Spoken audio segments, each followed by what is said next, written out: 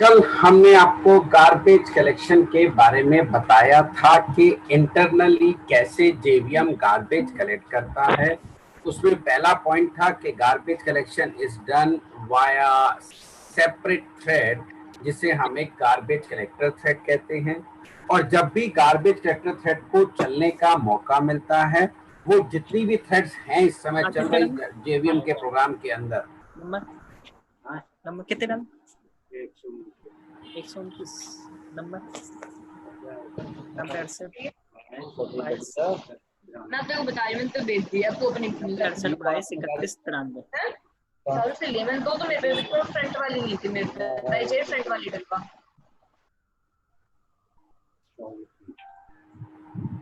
129।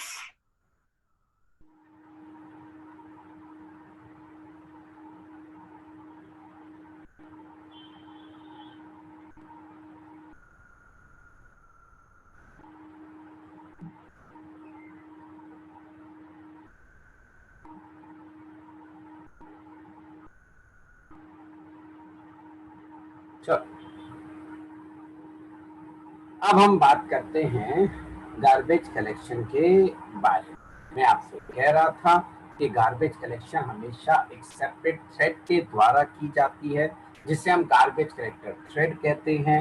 और जब भी इसे चलने का मौका मिलता है, ये हीप के किसी भी ऑब्जेक्ट का रेफरेंस डिफरेंट स्टैक एरियाज में सर्च करती है, जो डिफरेंट थ्रेड के लिए बनाए गए हैं। और अगर इसे किसी भी स्टैक के अंदर रेफरेंस नहीं मिलता है, तो ये उस ऑब्जेक्ट की मेमोरी को फ्री कर देती है।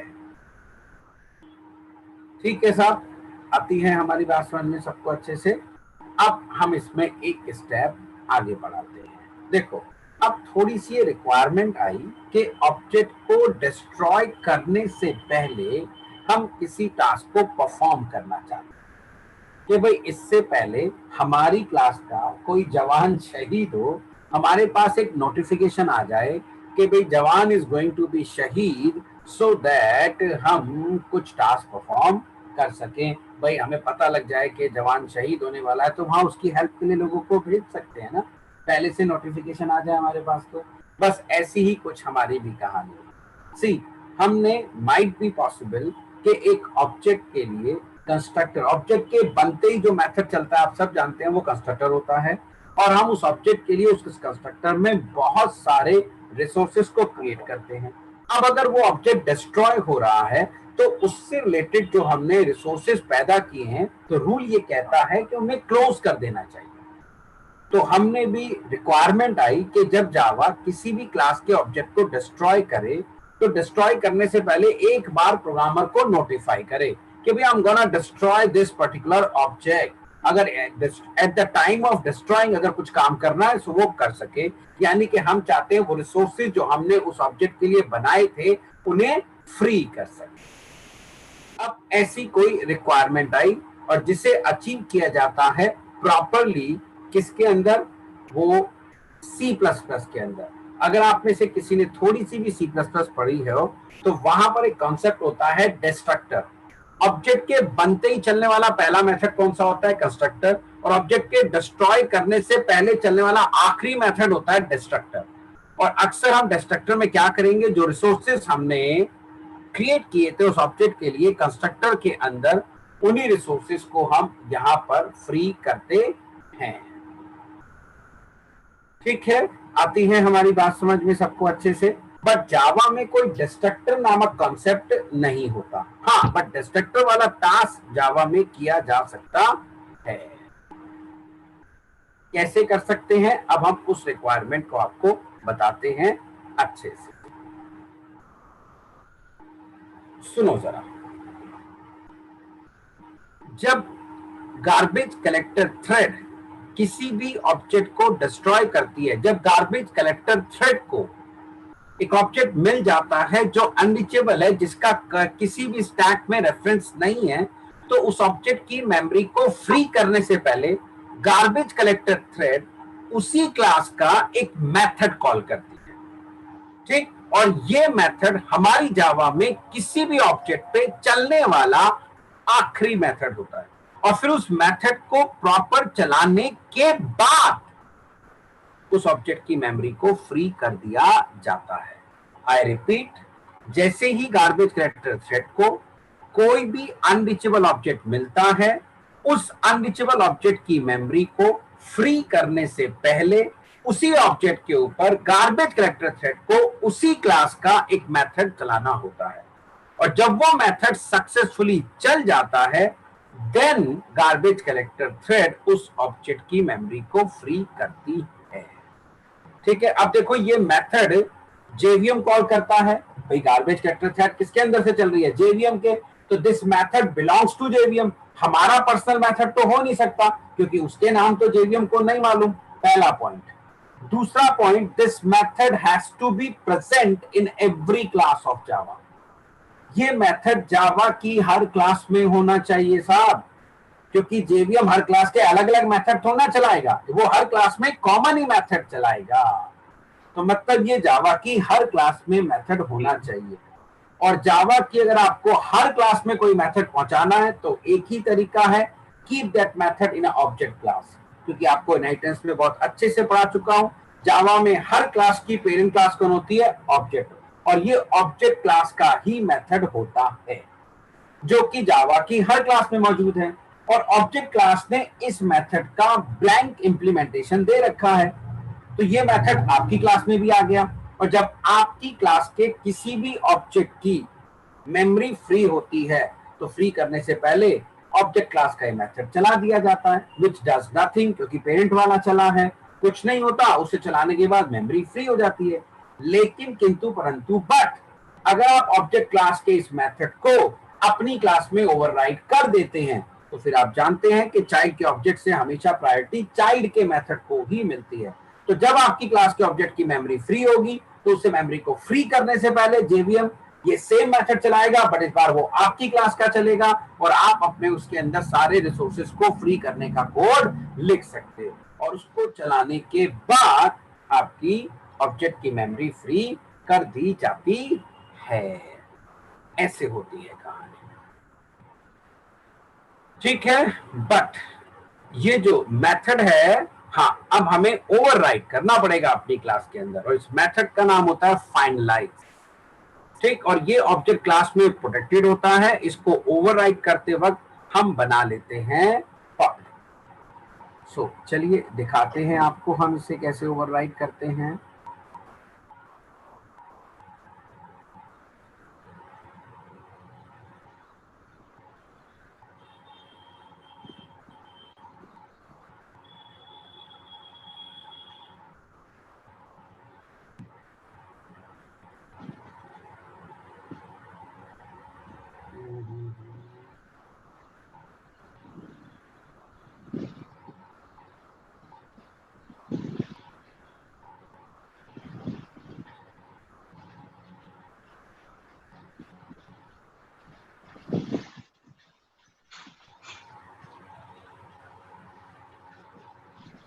ये अंकित मंगला साहब नहीं मानेंगे, ये अपने को म्यूट नहीं करेंगे। मैंने पहले भी इन्हें हटाया था, फिर से इन्हें अपना हटा ही देता हूँ, रिमूव ही कर देता हूँ, तो आज की क्लास ये अटेंड नहीं कर पाएंगे।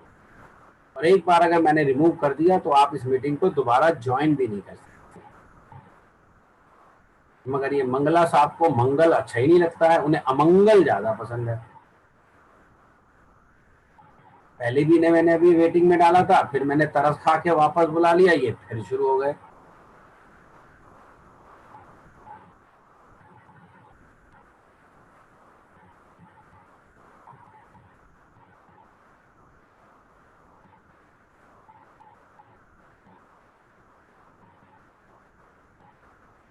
ठीक, अब चलिए इस मेथड को मैं आपको ओवरराइड करना सिखाता हूं, इसकी कहानी बताता हूं। ठीक है जनाब, नाउ सी, ये हमारी डेमो क्लास है।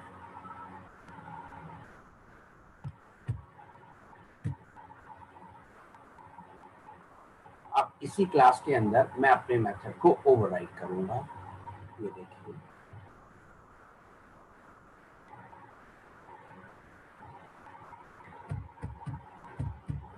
Public void finalize throws throwable opening braces SOP जवान शहीद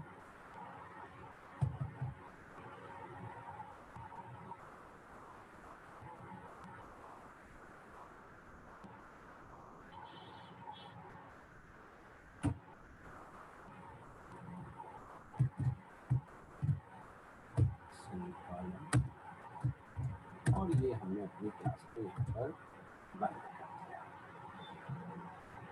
ठीक है, अब मैं काम करता हूँ फाइल सेव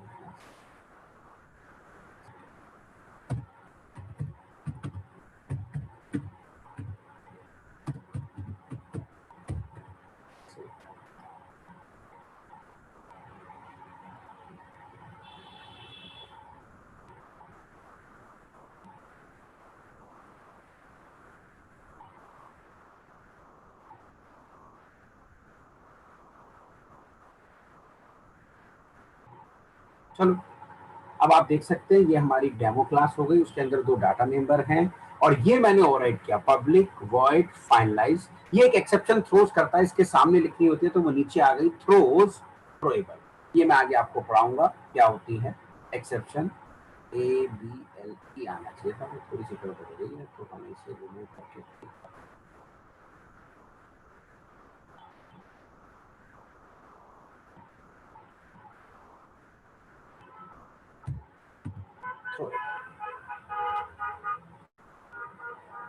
ठीक।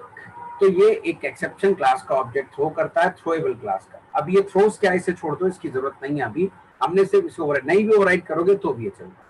तो अब हमने अपनी क्लास में एक फाइनलाइज मेथड को ओवरराइड कर दिया। अब फिर से देखो, हमने एक काम किया,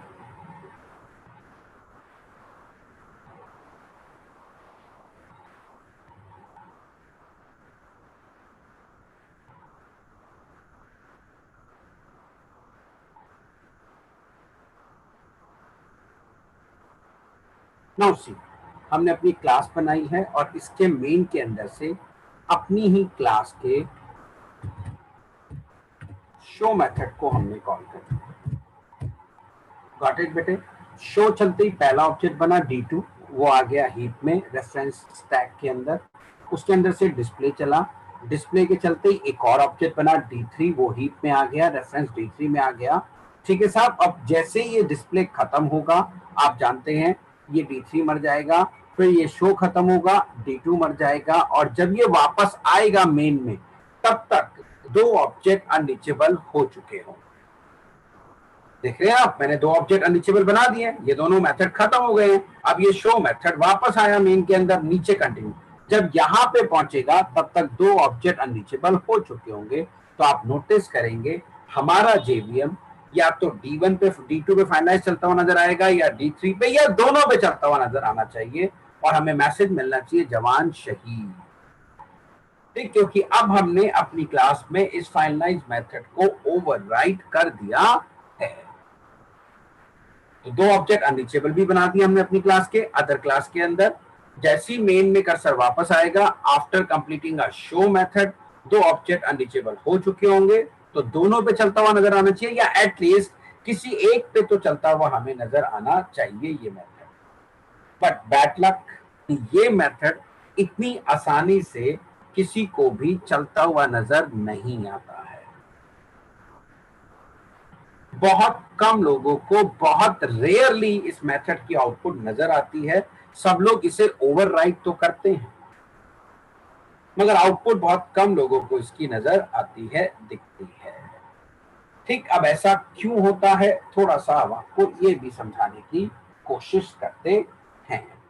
सुनो, एक एग्जाम्पल के थ्रू आपको बताने की कोशिश करते हैं। भाई एक छोटा सा क्वेश्चन पूछेंगे आपसे और हमें उसका आंसर दीजिए जरा बढ़िया सा। क्या आप में से कितने लोगों के पास,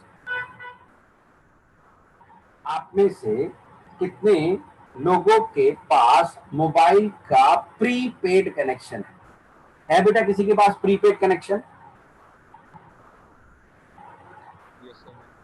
बोलो, कितने लोगों के पास है प्रीपेड कनेक्शन? सर लगभग सभी के पास होगा।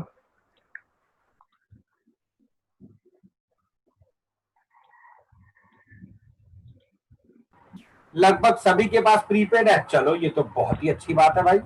तो फिर तो आप रिचार्ज कराते होंगे? बिल्कुल कराते होंगे। तो मेरे क्वेश्चन का जवाब दीजिए।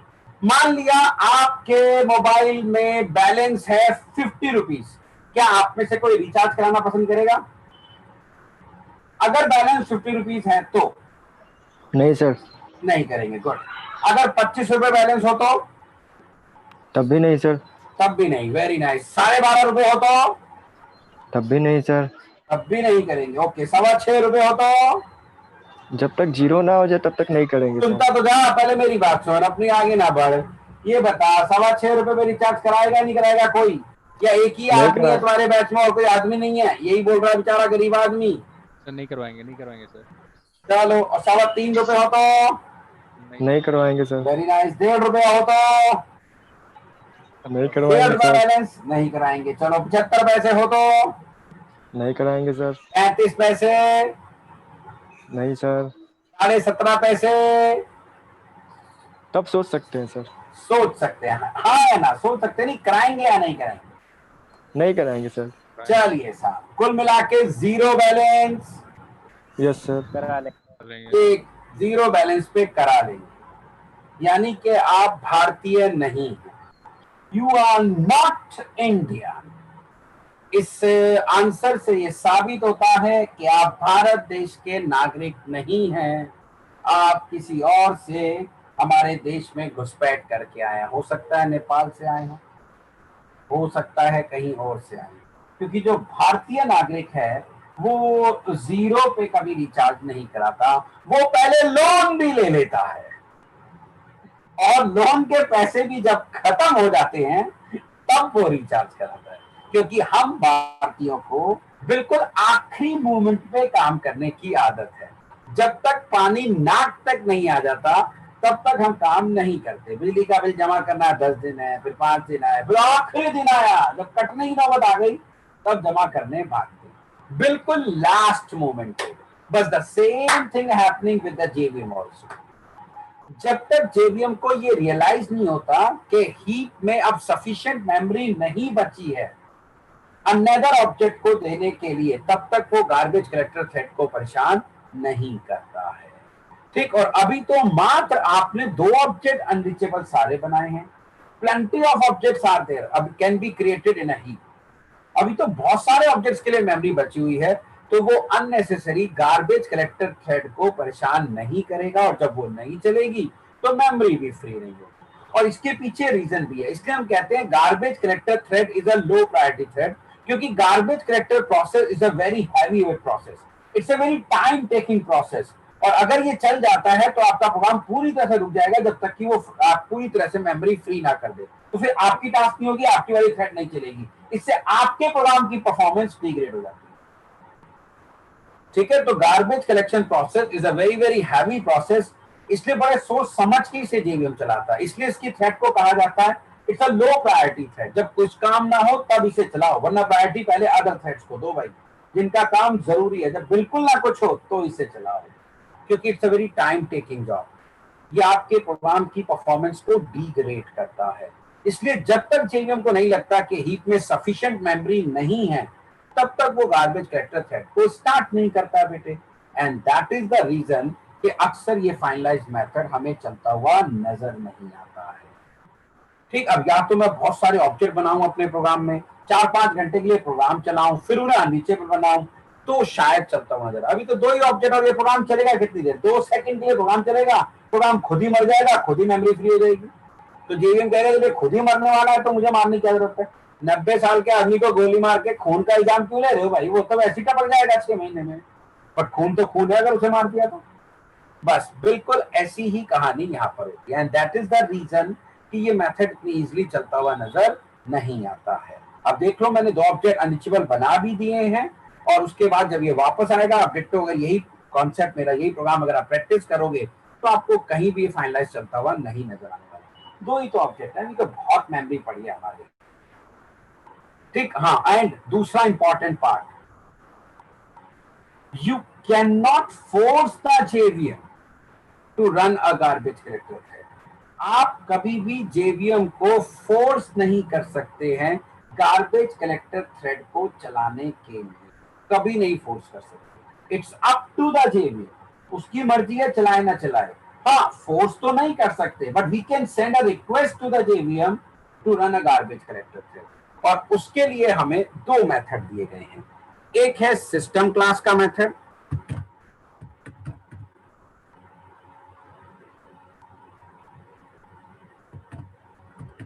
स्टैटिक मेथड है डॉट जीसी।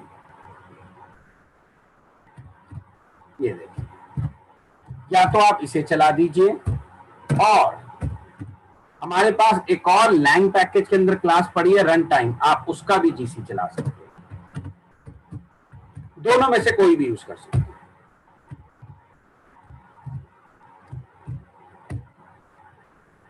ठीक, अगर आप ये मेथड कॉल कर देते हैं तो गार्बेज कलेक्टर थ्रेड को चलाने की एक रिक्वेस्ट, सिर्फ request is send to the JVM. It's up to the JVM, वो उसे माने ना माने, बट इससे 50% चांसेस हैं कि आपको ये फाइनलाइज मेथड चलता हुआ नजर आ जाएगा। 50% चांस। ठीक है, अभी भी कोई गारंटी नहीं है, ये मत सोचना कि आप जितनी बार डीसी चलाओगे उतनी बार चल भी सकता है, नहीं भी, 50% चांसेस तो हो गए। ठीक, तो आप इससे रिक्वेस्ट जरूर भेज सकते हैं, दोनों में से किसी एक को। चलो साहब, अगर ये अब भी नहीं चलता है तो थोड़ा सा और ट्राई मारते हैं, एक और एग्जांपल आपको देते हैं। क्या आप में से कुछ लोग मंदिर जाते हैं? अभी नहीं, पहले sir. जब लॉकडाउन नहीं था, मंदिर जाते हैं, घंटी होती है वहां पे मंदिर में, क्या घंटी बजाते हैं? Yes sir. कितनी बार? लड़कियां तो बहुत जाती होंगी, आजकल तो 16 सोमवार के व्रत रखे होंगे लड़कियों ने, हमें वो अच्छे मिल जाएं, शिव जी जैसे मिल जाएं। सोमवार के व्रत रखती है लड़कियां 16 सोमवार के लिए, अपने उनको अच्छा पाने के लिए। तो लड़कियां तो जाती हैं मंदिर, लड़के थोड़े कम जाते हैं, बट जाते वो भी हैं, ऐसी कोई बात नहीं है, बट वो शो नहीं करते। हाँ जी साहब, तो घंटी वंटी कितनी बार बजाते हैं, लड़कियां हो या लड़के हो? घंटी वंटी तो बजाते होंगे मंदिर में जाके, बजानी भी चाहिए। 1 से 2 बार सर। 1 से 2 बार, बस यही तो दिक्कत है हमारे देश की, साइंटिफिक नहीं है हमारे देश के लोग। 1 से 2 बार में कहा भगवान जी सुनते हैं भाई आजकल, तभी तो भगवान जी आपकी इच्छा पूरी नहीं करते। एक तो कभी सुबह 6 से लेके 9 बजे तक के बीच में मंदिर मत जाओ, मेरा अपना फलसफा है। शाम को 6 से 9 के बीच में मंदिर मत जाओ, ये भी मेरा अपना ही प्राइवेट फलसफा है। अरे भगवान जी भी तो थके मारे हैं, सो रहे हैं, सुबह सुबह जाके 6 बजे उन्हें जगा देते हो यार। ऑफिस टाइम में जाओ ना, भगवान जी अपना नहा धोकर तैयार होकर ऑफिस में बैठ जाएंगे। 10 से 5 में जो मंदिर जाते हैं उनकी सुनवाई जल्दी होती है, क्योंकि उस समय भीड़ छट चुकी होती है। तो चलिए देखिए, अगर 1-2 बार घंटी बजाओगे तो भगवान जी नहीं सुनेंगे। तुमने हिंदी फिल्में नहीं देखी हैं, हीरो है, उसकी माँ हॉस्पिटल में बीमार पड़ी है और हीरो मंदिर में जाता है, घंटी पकड़ता है और अपने माथे से मारता और बोलता है माँ माँ माँ, मारता रहेगा। अचानक उसके माथे से खून निकल जाता है और उधर माता रानी से एक फूल नीचे गिर जाता है और उसकी माँ ठीक हो जाती है, बेटा बेटा कर, है ना। तो हमारा हिंदी फिल्मों का हीरो बार बार घंटी बजाता है, तभी माता रानी उसकी सुनती। ऐसी जेवीएम भगवान भी एक बार घंटी बजाने से नहीं सुनेंगे। हमने भी अभी तक केवल एक ही बार घंटी बजाई है, तो जेवीएम भगवान के सामने हमें बार बार घंटी बजानी पड़ेगी, उनसे बार बार रिक्वेस्ट करनी पड़ेगी, प्रभु गार्बेज कलेक्टर थ्रेड चला दो प्रभु। अब जेवीएम भगवान से हम बार बार रिक्वेस्ट कैसे करेंगे, बार बार घंटी कैसे बजाएंगे, इस पे थोड़ी सी बातें करेंगे।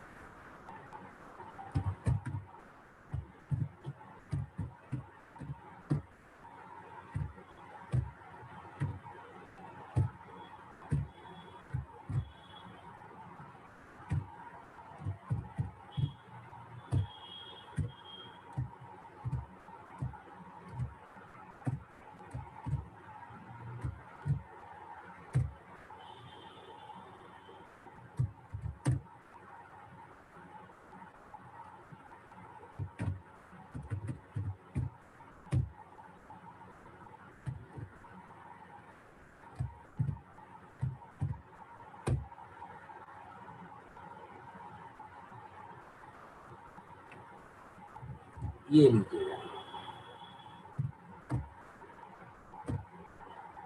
अब आप कृपया गौर फरमाइए, हमने लूप लगा दिया है 2000 तक का, यानी कि सिस्टम डॉट जीसी मेथड कितनी बार चलेगा? 2000 बार। यानी कि अब हम घंटी कितनी बार बजा रहे हैं? 2000 बार। तो बार बार रिक्वेस्ट जाएगी जेवीएम भगवान के पास, भगवान प्रसन्न हो, घोर तपस्या करो। तो शायद आपको अब ये फाइनलाइज इन दोनों में से किसी एक पे चलता हुआ नजर आ जाए, क्योंकि ऑलरेडी हमने दो ऑब्जेक्ट को अनरीचेबल बना दिया। अभी ये सब प्रैक्टिकल भी करके दिखाऊंगा, टेंशन ना। ठीक है जी, बात समझ में आई सबको अच्छे से? ठीक, इससे 90% चांसेस हैं कि आपके ऑब्जेक्ट इन दोनों में से किसी एक पे या दोनों पे फाइनलाइज चलते हुए नजर आ जाए। ये सब मैं आपको एक तरीके से जुगाड़ बता रहा हूं, जिसे हम जुगाड़ तो नहीं कहते, हम अपनी प्रोग्रामिंग लैंग्वेज में, मेरी लैंग्वेज में उसे हम जे टैग कहते हैं, जुगाड़ टेक्नोलॉजी। तो जे टैग लगा रहे हैं हम यहाँ पे, सो दैट आपको ये चलता हुआ नजर आ जाए, क्योंकि नॉर्मली नहीं दिखेगा बेटे, एक दो ऑब्जेक्ट के लिए नहीं चलता। तो खाली सिस्टम डॉट जीसी से 50% चांसेस हो गए, फिर हमने इसे लूप में घुमाया तो 90% चांसेस हो जाते हैं कि ये शायद हमें इनमें से किसी एक ऑब्जेक्ट पे आउटपुट नजर फाइनलाइज की आ जाए। और अब बिल्कुल इससे भी ना आए तो फिर आप जानते हैं आखिरी में हम कहते हैं राम बाण हमें निकालना पड़ेगा, जिसका निशाना अचूक होगा, राम बाण। अब उस राम बाण को भी आजमा लेते हैं बेटे।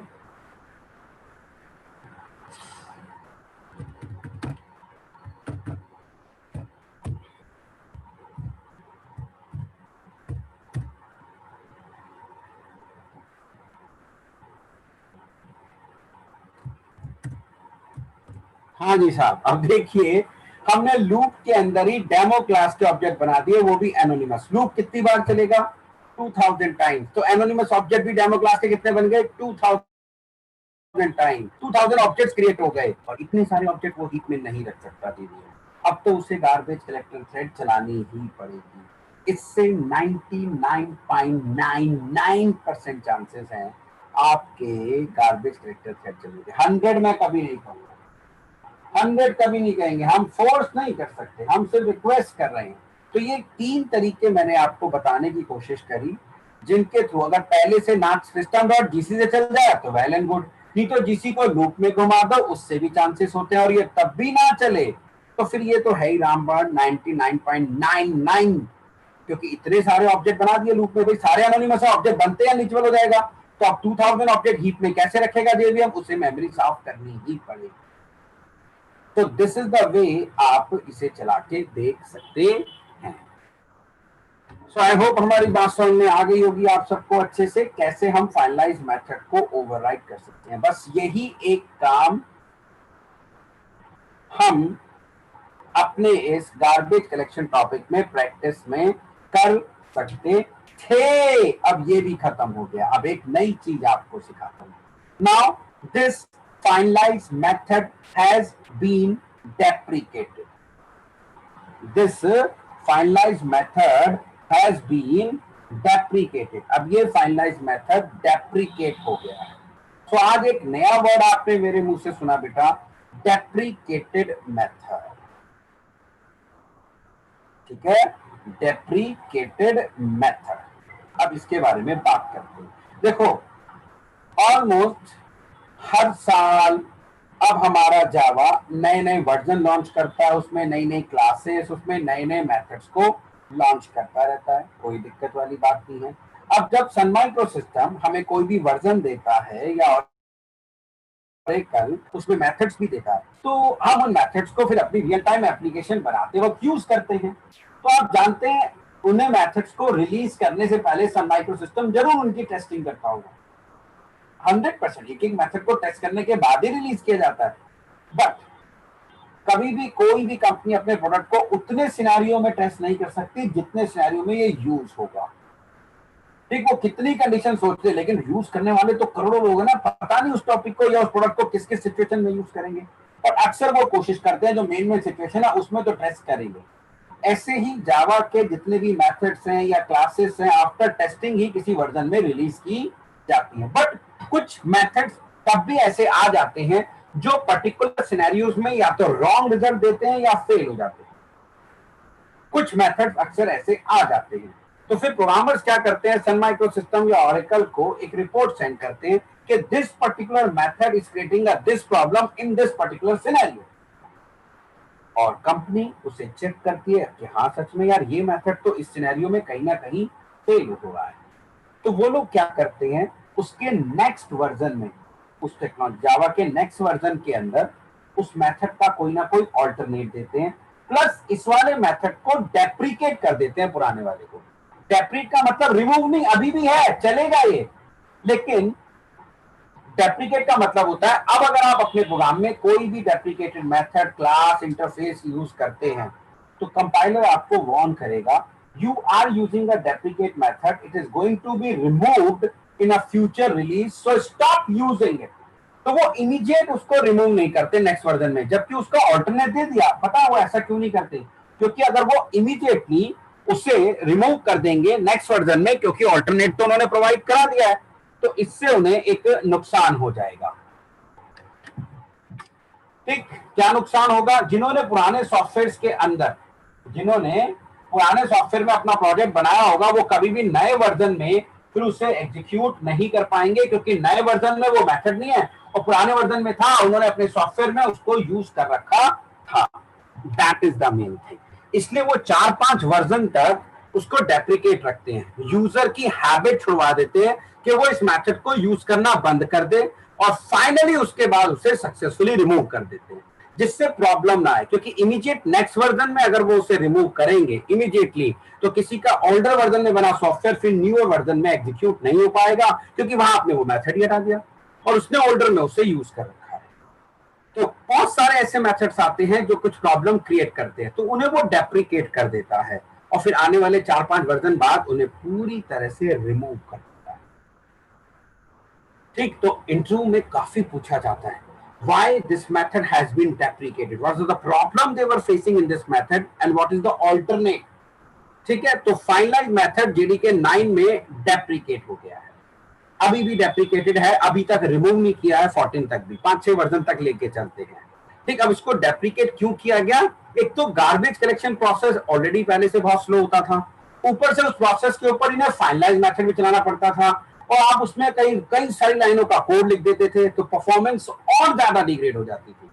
इसी वजह से अब ये फाइनलाइज मेथड डेप्रिकेट हो गया है। अब आप ये ओवरराइड भी कर नहीं देख सकते, अदरवाइज हमारे पास गार्बेज कलेक्शन में समझने के लिए तो बहुत कुछ था, बस प्रैक्टिकल करने के लिए यही था। अभी भी करेंगे प्रैक्टिकल, क्योंकि अभी भी रिमूव नहीं हुआ है, केवल डेप्रिकेट हुआ है, अभी भी सारे वर्जन में ये चल जाएगा आसानी से, वार्निंग के साथ, जो मैं आपको अभी दिखाऊंगा। Got it?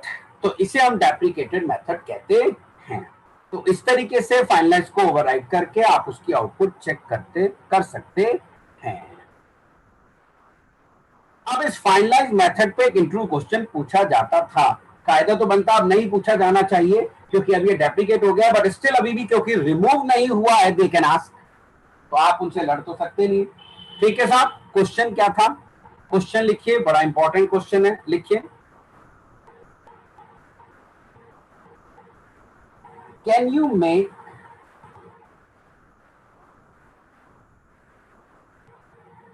you make any unreachable object? Can you make any unreachable object again reachable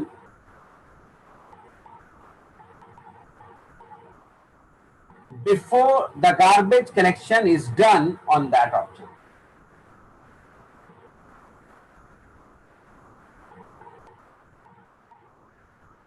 Before the garbage collection is done on that object.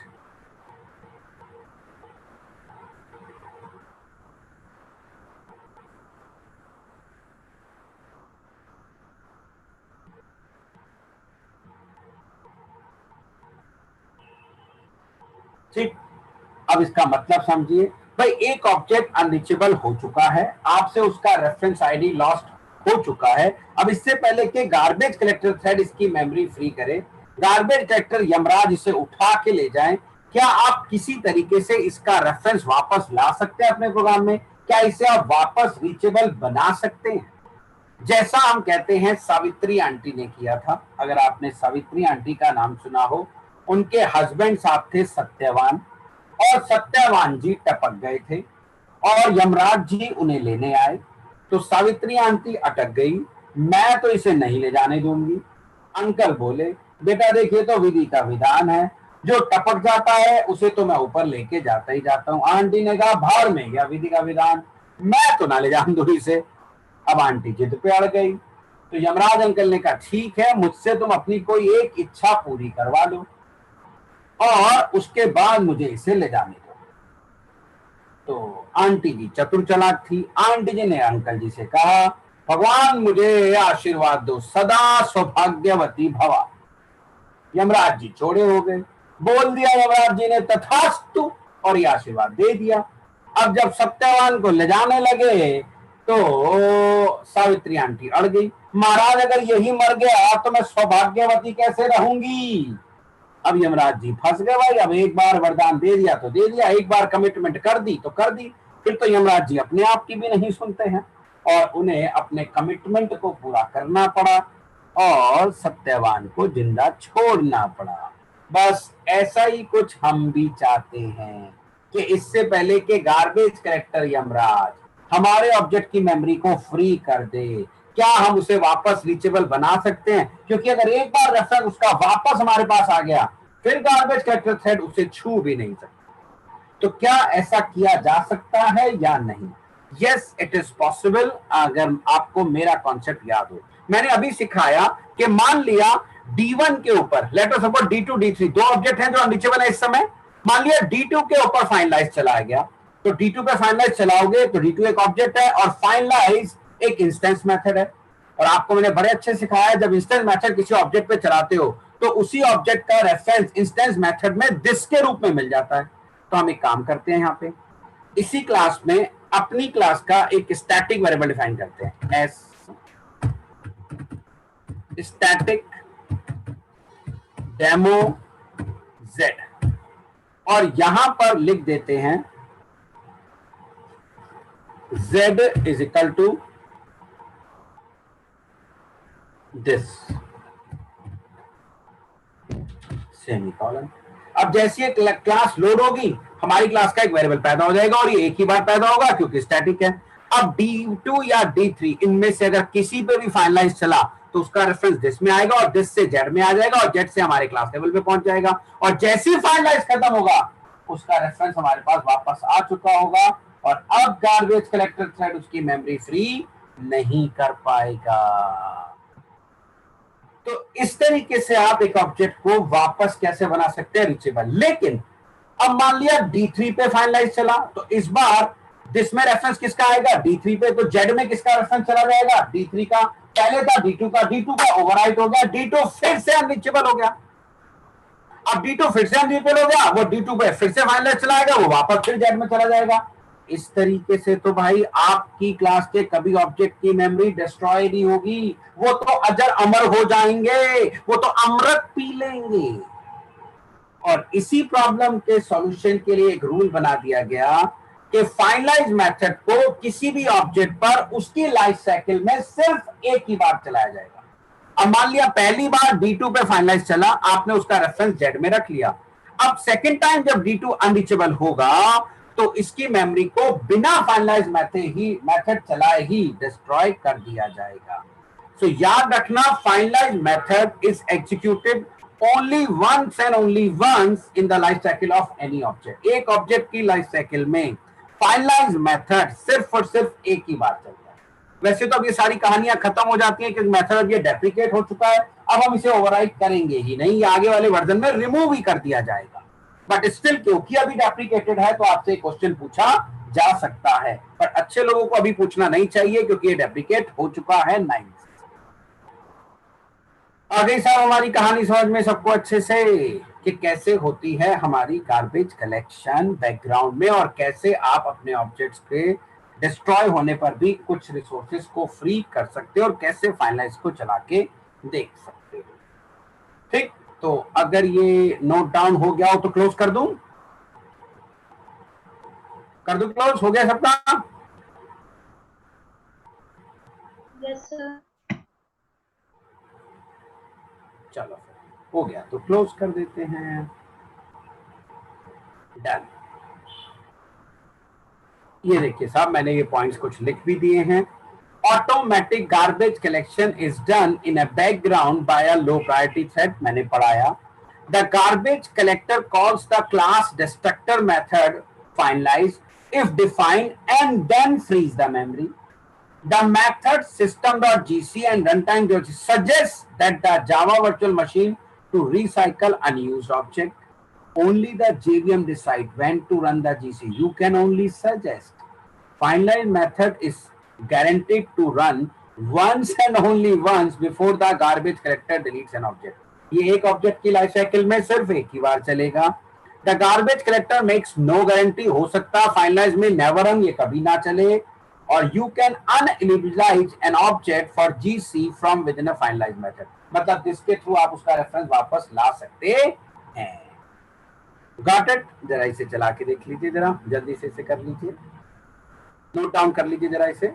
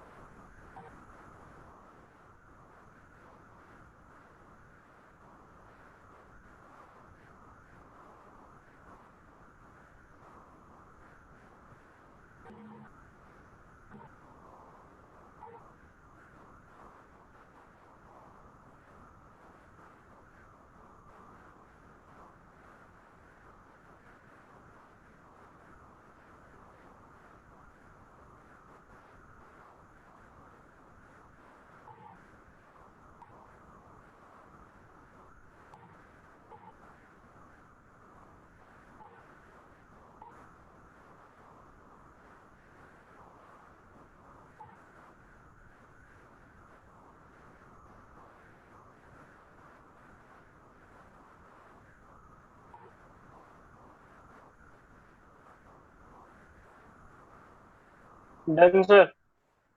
Done कर दो क्लोज। हाँ जी सर।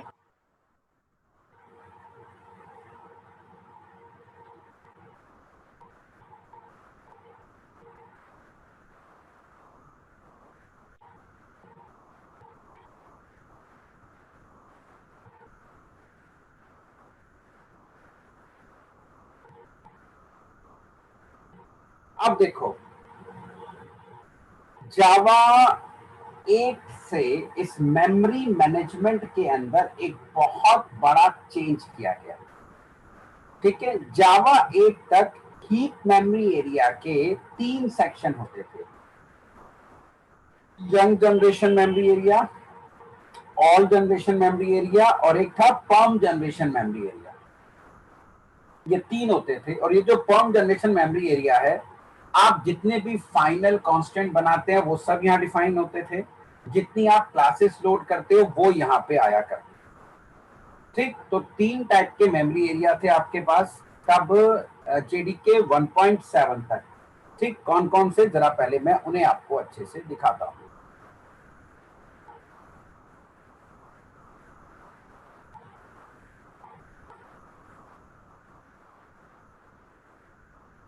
ये 7 तक का डायग्राम है। एक है यंग जनरेशन एरिया, यहां से लेके यहां तक का, उसके फर्दर 3 सेक्शन है, Eden section, S0 S1 young generation के, फिर है ओल्ड जनरेशन और फिर था पर्म जन मेमोरी एरिया। ये 3 सेक्शन हुआ करते थे।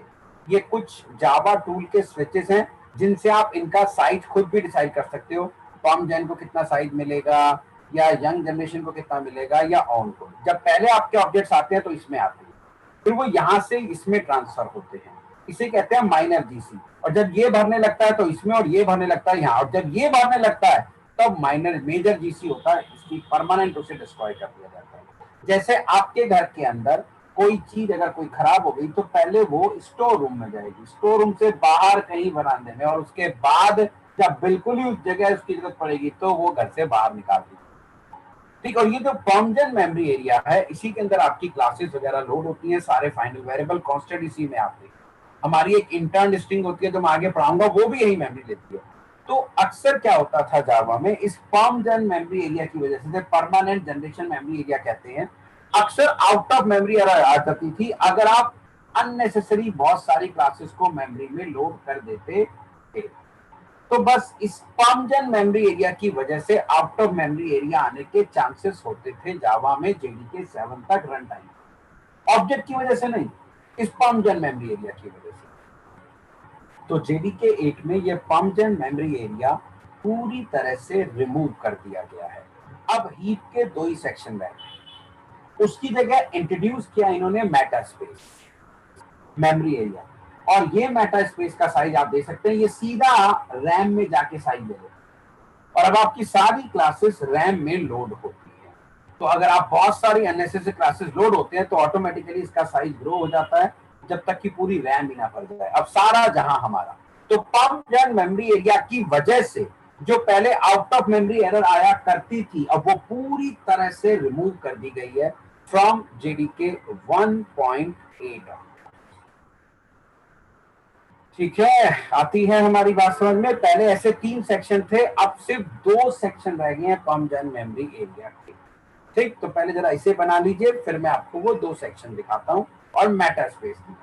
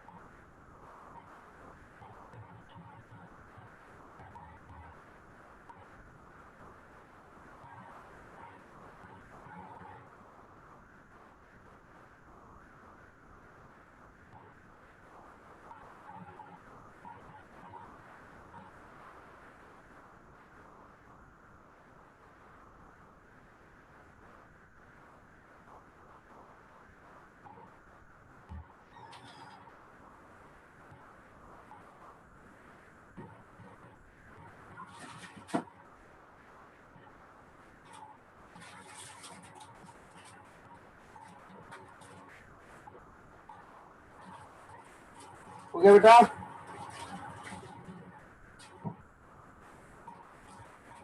जी सर। कर दो क्लोज।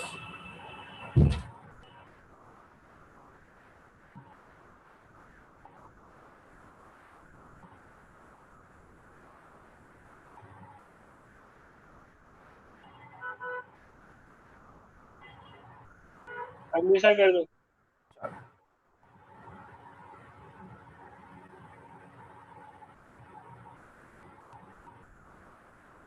अब ये 8 की कहानी तो ज्यादा ही छोटा है, इसलिए मैं जरा इसे बड़ा कर देता हूं।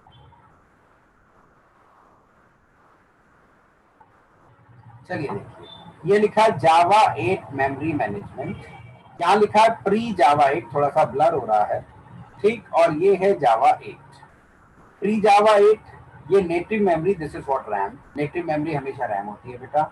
ये न्यू जेन, उसके वो सेक्शन है, ये लिखने की जरूरत नहीं है। New gen, old gen and perm gen, ERM perm gen, ये 3 सेक्शन हुआ करते थे। ये रही JDK 8 में आओ, कीप ये रही न्यू जेन एंड ओल्ड जेन, और सीधा नेटिव मेमोरी में यानी कि रैम के अंदर क्या आ गया, मेटा स्पेस। ये उसका स्विच है, इसको कॉपी करने की कोई जरूरत नहीं। अब ये मेटा स्पेस आ गया, सारी आपकी क्लासेस कांस्टेंट सीधा यहाँ मेमोरी देते हैं। तो अब वो जो पर्म जेन एरिया की वजह से आती थी प्रॉब्लम, अब वो प्रॉब्लम नहीं आती है, अब आउट ऑफ मेमोरी एरर नहीं आती है, क्योंकि Meta space memory area introduce कर दिया गया है, ठीक। इसे और बना लीजिए छोटा सा, मेन हेडिंग कर लेना, ये अंदर की ये वाली चीजें आपको लिखने की जरूरत है, ये दोनों, ये वाली या ये native memory, JVM process, JVM।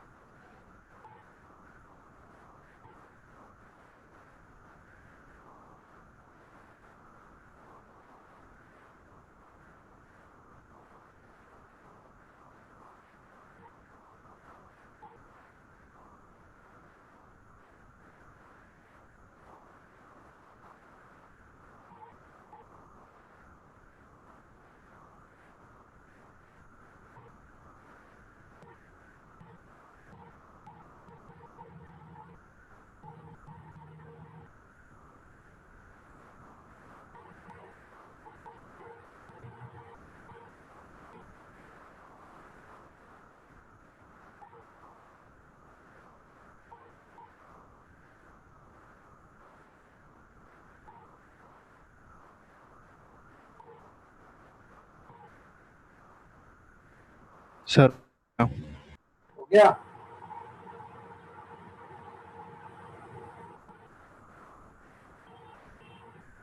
Yes sir. Yes Very sir हो close? गया सर। हाँ जी sir. See, one important change in a memory management area in Java 8. Oracle's latest, अभी तो मेरा ख्याल पुराने नोट्स हो गए, वहीं से मैंने Oracle की साइट से ही ये कॉपी किया था। Addition, Java 8 was released in March 2014. There is a one major change in the memory management area. So long PermGen, hello Metaspace. Oracle has completely gotten rid of PermGen and replaced it with Metaspace. What is PermGen? Short form of permanent generation. PermGen is a memory area in a heap that is used by JVM to store classes and method objects. If your application loads lots of classes, PermGen utilization will be high. PermGen also hold interned string, constant string होती है जो मैं अभी आपको आगे बताऊंगा. The size of PermGen memory area is configured by this command. Java tool का size दे दो. Typically 256 MB should be more than enough PermGen space for most of the application. Now, however, it is unusual to see the error. ये unusual था, बहुत कम आती थी, मगर आती तो थी. PermGen space की वजह से if you are loading unusual number of classes. Gone are days of out of memory errors due to PermGen space. With Java 8, there is no PermGen, that's right, so no more out of memory error due to PermGen. The key difference between PermGen and Metaspace is while PermGen is a part of Java heap and Metaspace is not a part of heap, rather than Metaspace is a part of native memory, process memory RAM, which is only limited by the host operating system. Metaspace is based on native memory, so it keeps the Java object on a disk rather than on virtual machine. ठीक, इसे और note down कर दीजिए आप जल्दी से.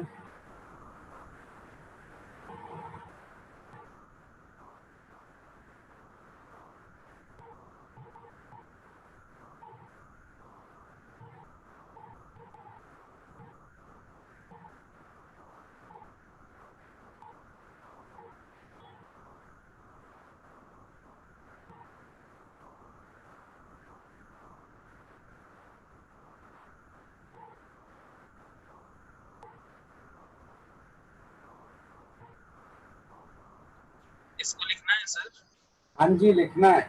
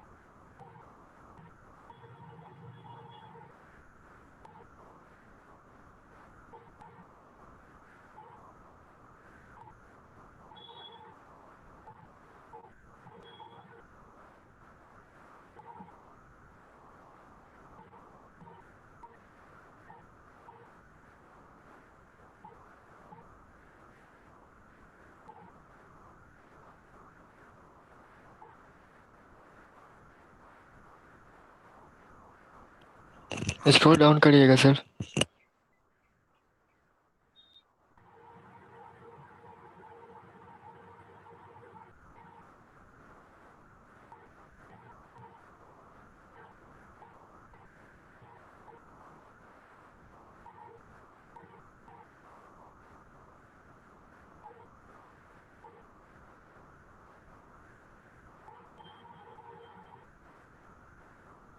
Sir sir हाँ जी, बोलिए। सर मतलब फर्स्ट पैराग्राफ के लास्ट लाइन में इंटर्न स्ट्रिंग फ्रॉम देन मैंने कहा था इसे ऑल्सो। मैं आगे पढ़ाऊंगा। इंटर्न स्ट्रिंग क्या होता है बेटा, आप अभी नोट डाउन कर लो। कांस्टेंट स्ट्रिंग होती है बेटा। ओके स्ट्रिंग हैंडलिंग में बड़े अच्छे से पढ़ेंगे इसको डिटेल में। इंटर्न स्ट्रिंग क्या होती है बेटा? Okay sir.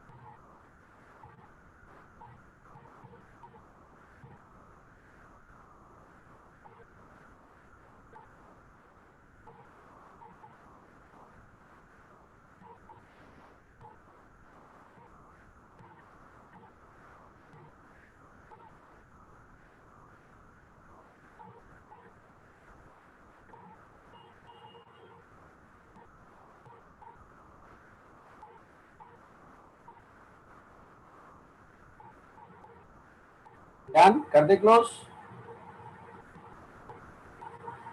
Yes sir.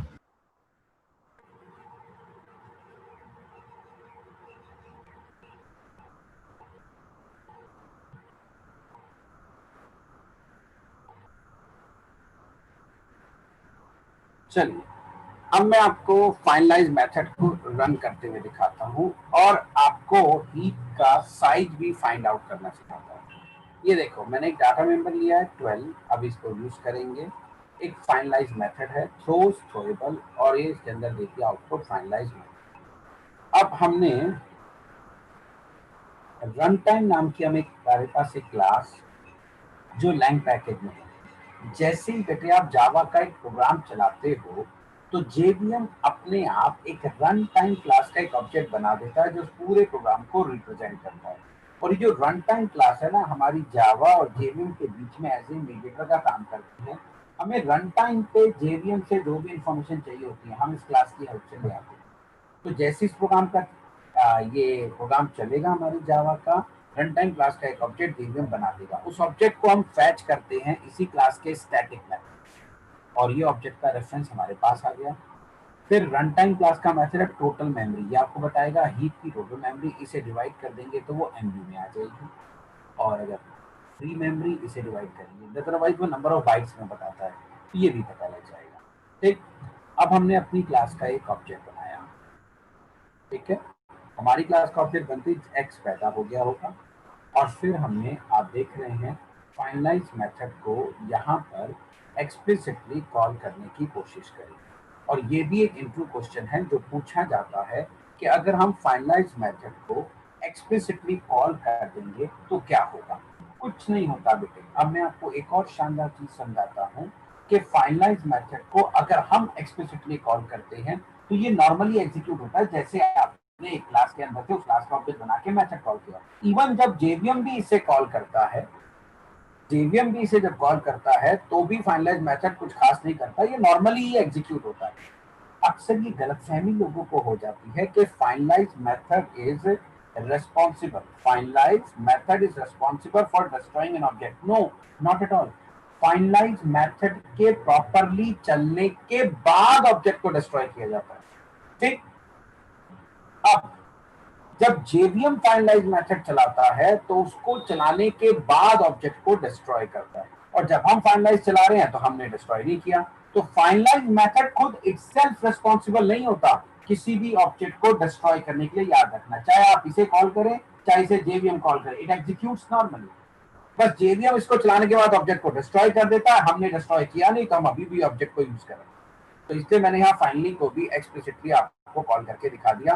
Normally finalise method इससे प्रिंट हो जाएगा, लेकिन अभी जेवीएम से नहीं चला फाइनलाइज मेथड, ये मैंने चलाया, अब उससे भी चलाएंगे। फिर एक्स को प्रिंट करा दिया, आ गया। फिर देखो मैंने एम के अंदर नल डाल दिया, तो मैंने अपनी क्लास के ऑब्जेक्ट को कैसा बना दिया, अनरीचेबल बना दिया और लूप के अंदर सिस्टम डॉट जी से चला रहा। तो मुझे फाइनलाइज चलता हुआ नजर आना चाहिए दो बार, एक बार जब मैंने इसे कॉल किया है और एक बार जब जेवीएम कॉल किया। लूप के एक बार चलाने से तो बहुत ही रेयरली चलता, मुझे भी लूप में ही चलाना पड़ा। चलो इसे प्रैक्टिस करके दिखाता हूँ आपको।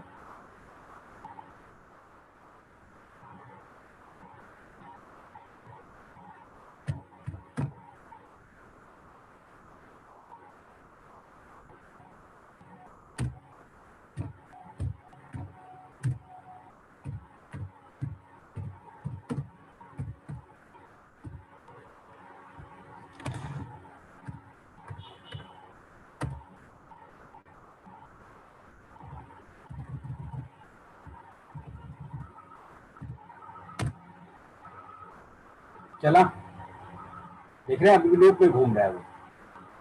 हीप का साइज भी आया, फ्री कितनी है वो भी आ गया। फाइनलाइज मेथड जब मैंने कॉल किया तब आया, उसके बाद मैंने डाटा मेंबर भी एक्सेस करके दिखाया। और एक फाइनलाइज मेथड कब चला है, मेरे लूप की वजह से, अभी भी लूप है।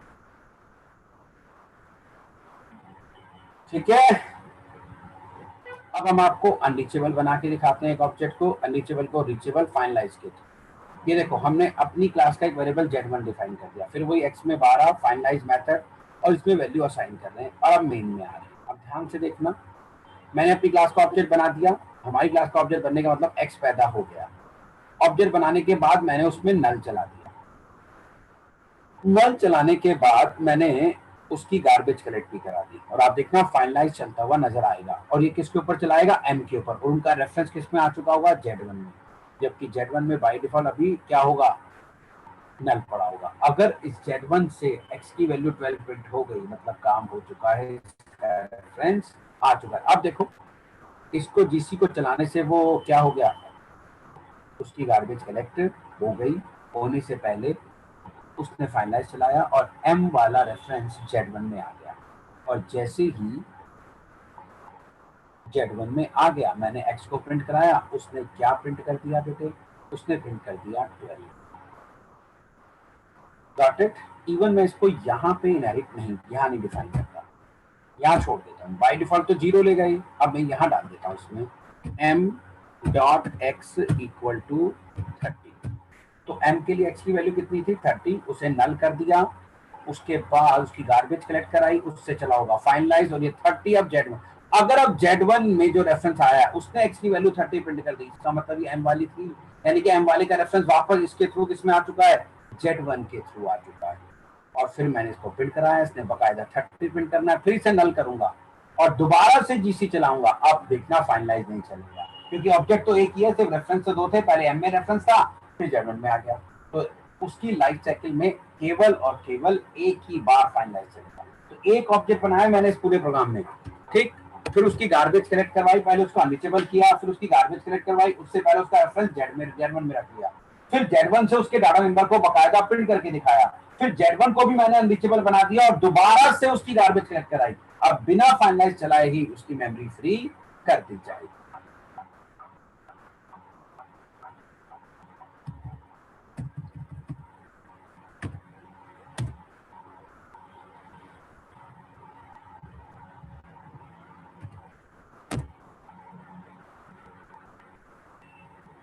फाइनलाइज पहली बार चल गया,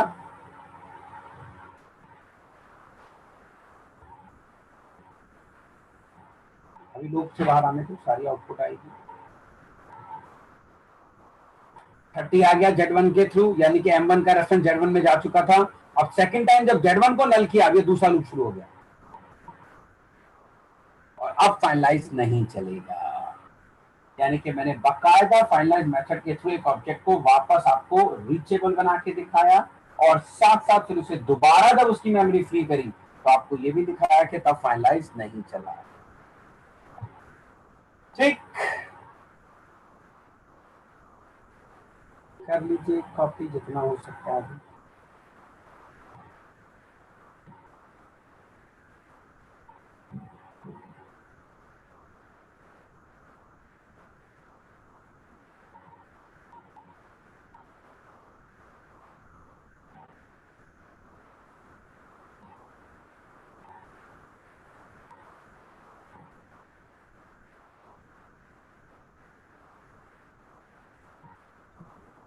सर ये YouTube पे डाल देना प्लीज।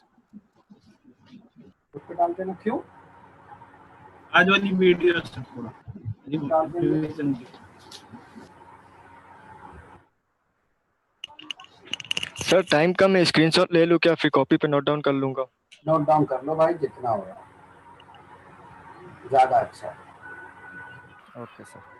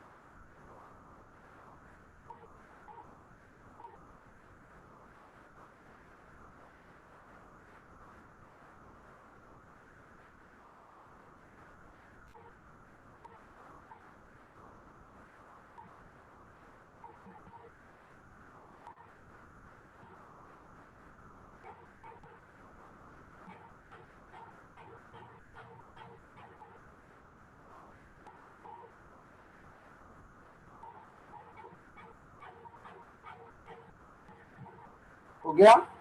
कर दे क्लोज, सबका कंप्लीट? जी सर।